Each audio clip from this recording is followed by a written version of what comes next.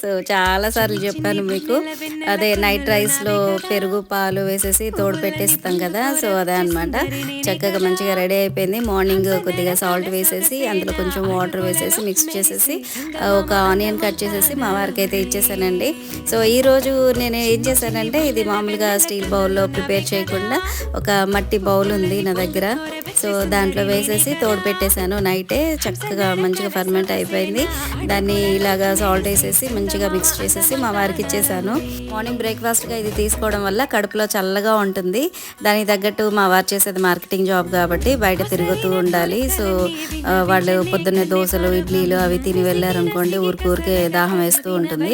ఇది తిని వెళ్తే గనుక చక్కగా అసలు కడుపు నిండుగా ఉంటుంది. ప్లస్ దాహం కూడా ఎక్కువ వేయదనమాట. ఇప్పుడు ఈ పెరుగన్నంతో పాటు ఒక ఉల్లిపాయ కూడా కట్ చేసి ఇచ్చానండి. అయితే ఇక్కడ మా వారు అంటున్నారనమాట, ఇదేంటి దీంట్లోనే తినాలా ప్లేట్‌లో వేసి ఇవ్వవా